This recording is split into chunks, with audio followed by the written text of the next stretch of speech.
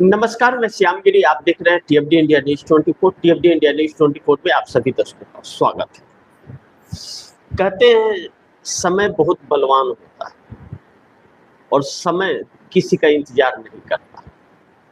बड़े बड़े आए और बड़े बड़े चले गए, एक से एक तानाशाह आए और चले गए। सच्चाई सामने एक दिन आई जाती है।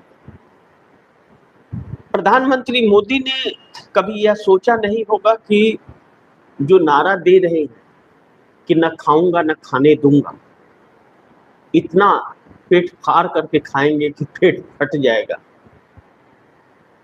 और भंडा फूट जाएगा। तो मोदी का भी भंडा फूट गया और मोदी का भंडा ऐसा फूटा कि चारों तरफ से फूटते ही जा रहा है। कहते हैं यह तो होना ही था, क्योंकि झूठ की मियाद ज्यादा दिन नहीं चलती। झूठ बहुत अच्छा लगता है, सुनहरा लगता है, बहुत देखने में खूबसूरत होता है, लेकिन उसकी सच्चाई उतनी ही काली होती है। जब सच्चाई सामने आती है तो अब सच्चाई सामने आ गई तो यह तो इतिहास है कि अपने भी बुरे वक्त में साथ छोड़ देते हैं।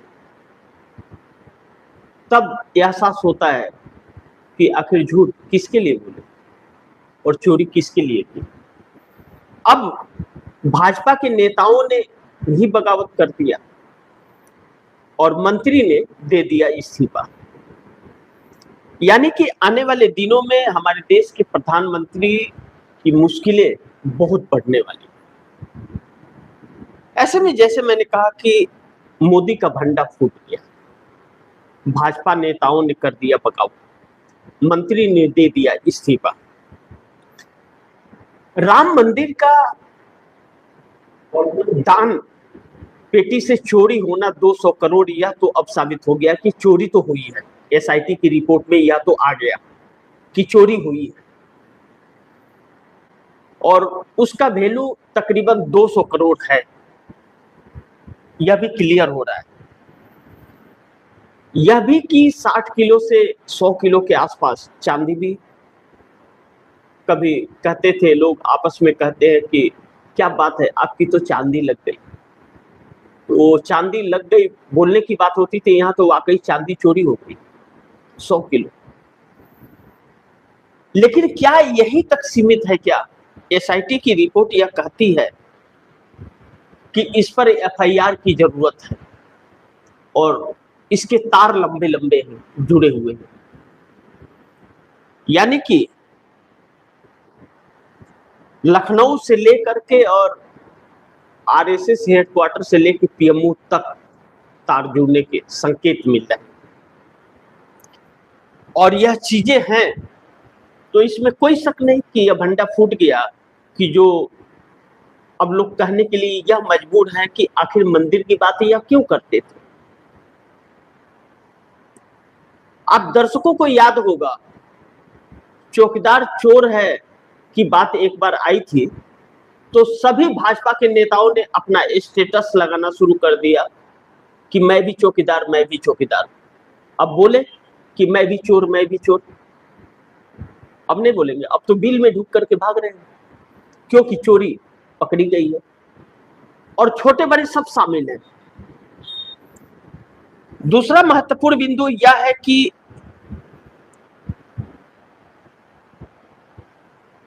अब मुरली मनोहर जोशी हो, चाहे सुब्रमण्यम स्वामी हो, चाहे फिर वह नितिन गडकरी ही क्यों ना हो, यशवंत सिन्हा हो, सब अब कहीं ना कहीं इनसे खपा है मोदी से, क्योंकि बुरे वक्त में भैया कोई काम देता नहीं। और ऐसे में मोहन यादव मध्य प्रदेश के सीएम, उनका भी अगर भंडा फूट जाए और 200 एकड़ से अधिक की जमीन की बात आ जाए सामने और एक ऐसे जगह पर सीएम के फैमिली के पूरे, सोचिए सीएम खुद अपने नाम से जमीन ले रहे हैं, पत्नी के नाम से ले रहे हैं, बेटे के नाम से ले रहे हैं, भाई के नाम से, उनके बहू के नाम से, उनके बेटे के नाम से, चचेरे भाई के नाम से। पूरे खानदान के नाम से जमीनें ऐसे जगह पर ले ली गई जहां पर सरकारी प्रोजेक्ट आते हैं उज्जैन के अंदर। कैसे उन्हें पता चला? लेकिन सवाल यह है कि आखिरकार यह खुलासे या अंदर की बातें बाहर आ कैसे रही है, यह बहुत बड़ा सवाल है।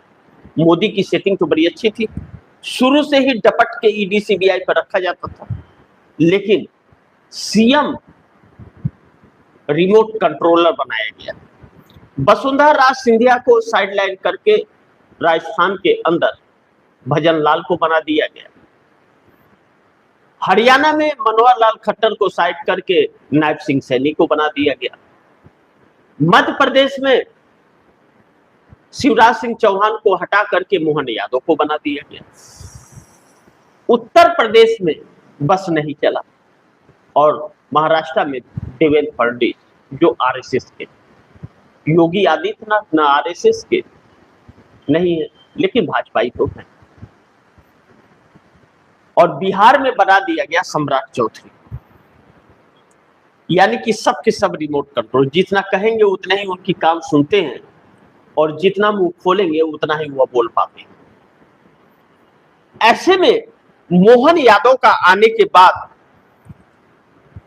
और आरएसएस के ऊपर शिकंजा कसने के बाद, क्योंकि कर्नाटक सरकार और आरएसएस में अब ठंड के, आरएसएस भाग रहा है और कर्नाटक सरकार चहेट रही है, यानी कि दौड़ा रही, कह रही है भैया आपको कागज तो दिखाने पड़ेंगे, और कागज अगर नहीं दिखाए तो हम लीगल एक्शन के लिए मजबूर हो जाएंगे, यानी कि शिकंजा कस गया आरएसएस पर। अब आरएसएस जब संगठन है तो क्यों नहीं कागज दिखा रहा है? और कर्नाटक के होम मिनिस्टर प्रियंक खड़गे का यह कहना है कि प्रधानमंत्री ने लाल किले से कहा था कि आरएसएस एनजीओ विश्व का सबसे बड़ा, तो विश्व का सबसे बड़ा एनजीओ भारत में उसका रजिस्ट्रेशन क्यों नहीं? अब यह सवाल, चोट तो बड़ी गंभीर है। अब कर्नाटक सरकार इसी बात पर अड़ गई है कि आप डॉक्यूमेंट दिखाइए, आप क्या करते हैं नहीं करते वो छोड़िए, आप डॉक्यूमेंट दिखाइए और नहीं है तो बनवाइए। अब इस बात पर हर कोई कह रहा है कि भैया अगर एक रेडी पटरी सड़क के किनारे लगाते हैं तो नगर निगम वाले पर्ची काटते हैं, तो इतना बड़ा संगठन लाखों करोड़ों का हेराफेरी कर देता है, तो फिर रजिस्ट्रेशन क्यों नहीं? एक छोटे से छोटे एनजीओ का रजिस्ट्रेशन होता है, इनकम टैक्स रिटर्न फाइल होती है, तो इतने खरबों का जो लेन देन कर रहा है आरएसएस, उसका क्यों नहीं? रजिस्ट्रेशन करने से आरएसएस को वह सारे हिसाब देने पड़ेंगे कि पैसे कहां से आ रहे हैं और कहां से जा रहे हैं। आपको गुरु दक्षिणा कौन दे रहा है? किसके गुरु दक्षिणा पे आप चल रहे हैं? और आप अपने लोगों को सैलरी कहां से देते हैं? सारा हिसाब देना पड़ेगा, भले टैक्स जीरो हो जाए लेकिन हिसाब देना पड़ेगा, और आपकी हर गतिविधियां सरकार की नजर में रहेगी। अब ऐसे में प्रधानमंत्री मोदी भी कुछ नहीं कर सकते, कर्नाटक सरकार का यह फैसला है, और जब फैसला है तो किसी सरकार का फैसला नहीं होते, यह तो नहीं कानून ला सकते कि नहीं कोई सरकार आरएसएस से पूछ नहीं सकती, यह तो संविधान में नहीं। अब इसको भी क्या मोदी राज्यों के अधिकारों को भी संविधान संशोधन करके छीन लेंगे क्या? उसके लिए तो संविधान बदलना पड़ेगा और कोई रास्ता नहीं। अब ऐसे में जॉर्ज कुरियन ने इस्तीफा दे दिया। जॉर्ज कुरियन के इस्तीफे के बाद माहौल और गड़बड़ होने लगा कि क्या सरकार में बड़ा उलटफेर होने जा रहा है, बदलाव, कई मंत्रियों के इस्तीफे अभी और भी होंगे क्या? जॉर्ज कुरियन को मौका नहीं दिया गया, राज्यसभा का कार्यकाल उनका पूरा हो गया तो उसे फिर नहीं चुना गया। मोदी जी 80 साल की उम्र में भी प्रधानमंत्री रहेंगे, लेकिन कोई और नहीं रह सकता। ऐसे में मुरली मनोहर जोशी को जो हटाया गया था, या सुब्रमण्यम स्वामी को जो साइडलाइन कर दिया गया।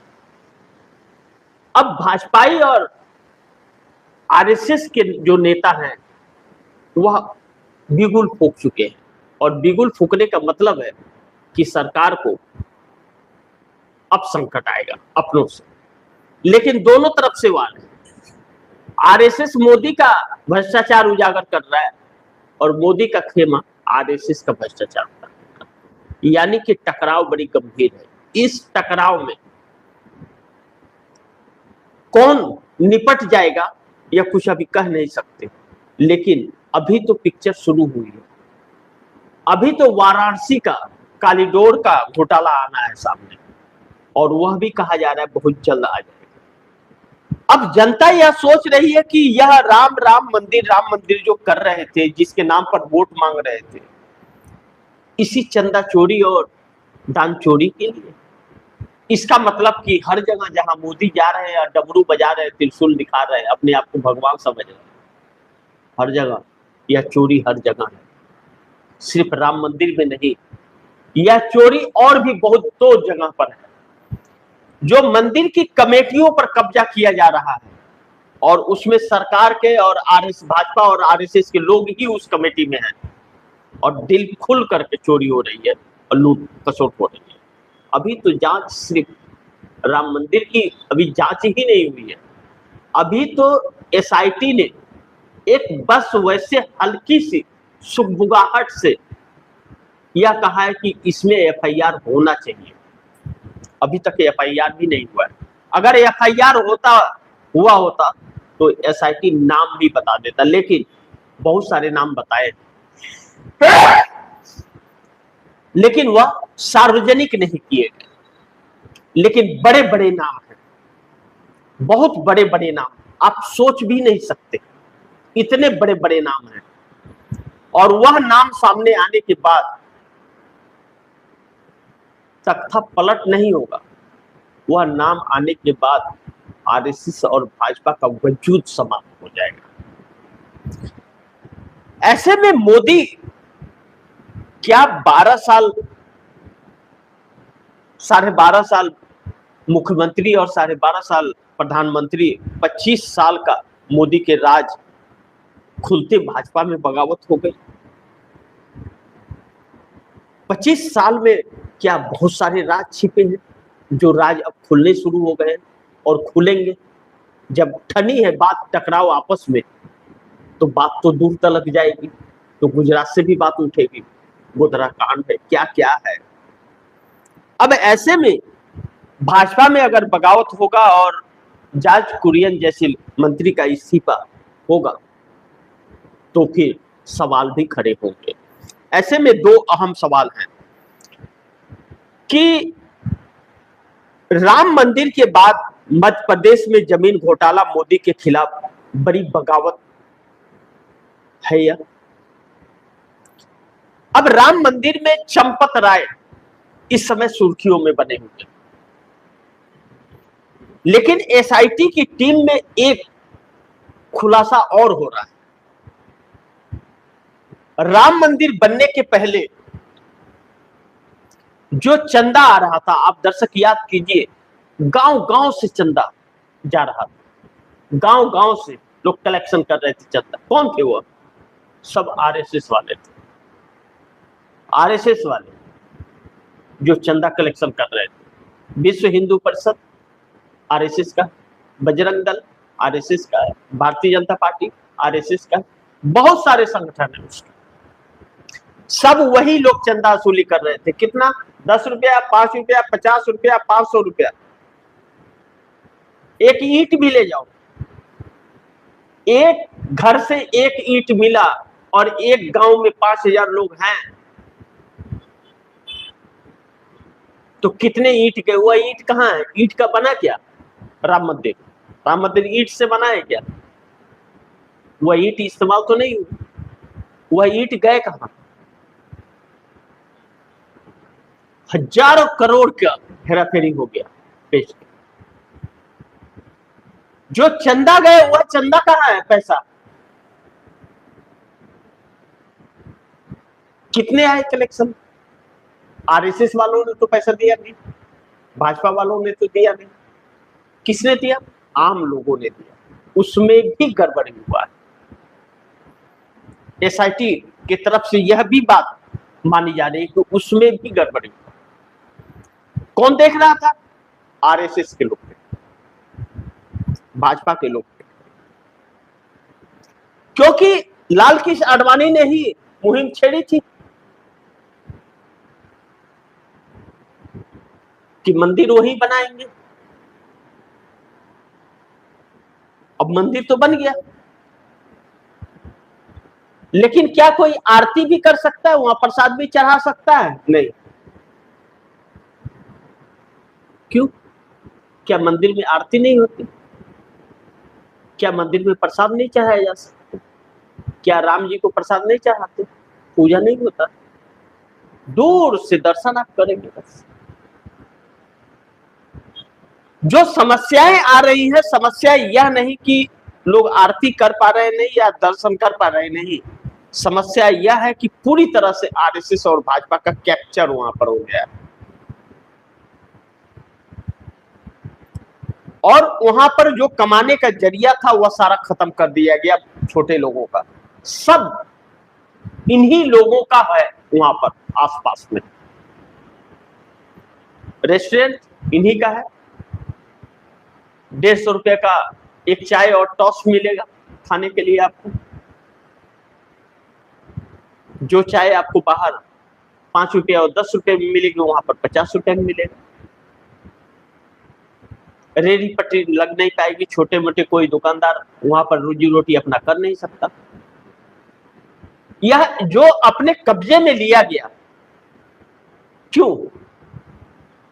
क्योंकि न खाऊंगा न खाने दूंगा के लिए नहीं, मैं खुद खाऊंगा, किसी को खाने नहीं दूंगा, इसके लिए। अब ऐसे में जब भंडा फूट रहा है और राम मंदिर चर्चा में आ गया है, तो मध्य प्रदेश में अगर मुख्यमंत्री ही जमीन के मामले में फंस जाए और बात खुल जाए,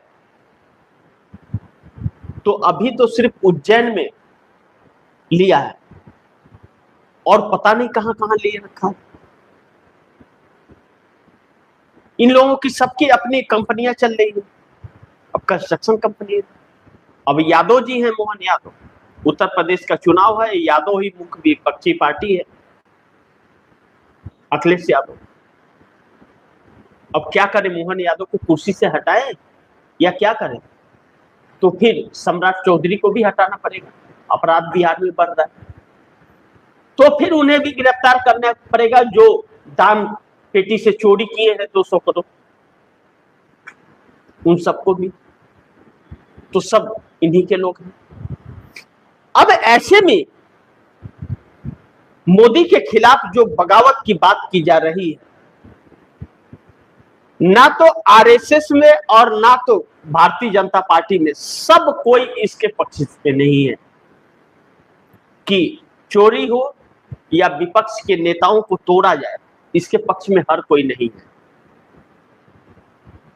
राम मंदिर से बहुत एक सोची समझी रणनीति के तहत यह काफी दिनों से चल रहा था, चोरी चिकारी, और उसके नाम पर वोट मांगा जा रहा था।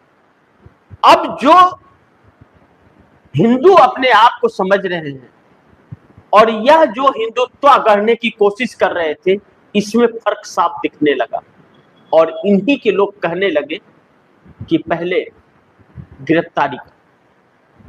और इन लोगों ने ऐसे ऐसे लोगों को वहां से हटाया है जिनका कोई वजूद नहीं है, जो वॉचमैन है, जो गिनती करते हैं, वह नहीं कहीं लेके जा सकते, सीसीटीवी कैमरे के निगरानी में। और 8 घंटे का सीसीटीवी फुटेज डिलीट कर दिया गया। अब ऐसे में मुरली मनोहर जोशी और सुब्रमण्यम स्वामी कहते हैं कि अभी थोड़ा इंतजार कीजिए, अभी बहुत खुलासे होने बाकी हैं और भी बहुत सारे घोटाले आने वाले हैं। यानी कि आरएसएस और भारतीय जनता पार्टी में पूरी तरह से ठन गई और एक दूसरे का भंडाफोड़ में लग गए हैं। लेकिन दूसरी तरफ जॉर्ज कुरियन ने मंत्री पद से इस्तीफा दे दिया। मोदी को भी इस्तीफा देना पड़ सकता है। आरएसएस जिस तरह से अग्रसित हो रहा है, कहा जा रहा है इसीलिए यह जो तोड़फोड़ इंडिया गठबंधन के अंदर की गई, इसीलिए की गई कि एनडीए को मजबूत बनाने के लिए, न कि भाजपा को नहीं, कि एनडीए मजबूत रहे, कि इनके पास सपोर्ट रहे। आरएसएस हटाने के लिए भी सोचे तो 10 बार सोचे, लेकिन लग रहा है आरएसएस ने मूड बना लिया। अगर मोदी को नहीं हटाया तो आरएसएस पूरी तरह से खत्म हो जाएगा, जिस तरह से कर्नाटक सरकार ने शिकंजा कस दिया। और अब राम के नाम पर वोट मांगेंगे तो कैसे मांगेंगे? अब इन्हीं के लोग हिसाब मांगने लगे हैं और इन्हीं के लोग कहने लगे हैं हिंदू के नाम पर ढोंग कर रहे, विकास के नाम पर चंदा चोरी कर रहे। अब इससे ज्यादा गिरा हुआ कोई व्यक्ति क्या होगा कि जो दान पेटी से भी चुराते, जिसे खाने को नहीं है उसके पास भी अगर 1 रुपया है ना तो वह दान पेटी में डाल देता है। उसका दिली इच्छा होता है कि भगवान के नाम पर, और यह भगवान के नाम पर लूट मचा रखे। इंतजार करते हैं और क्या होता है। लेकिन आरएसएस और भाजपा के अंदर जो ठनी है, यह सारे जो खुलासे हो रहे आ रहे हैं ना टकराव में, क्योंकि आरएसएस इन्हें हटाना चाहता था और यह आरएसएस को अब मोहन भागवत को हटाना चाहता है।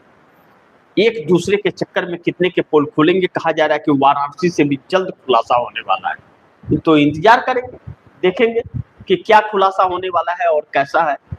लेकिन वाराणसी से बहुत बड़ा वाला होने वाला है, तो ध्यान रखिएगा।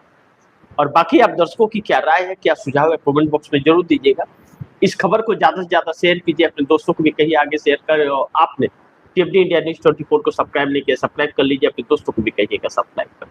मिलते हैं अगली खबर के साथ, तब तक के लिए नमस्कार।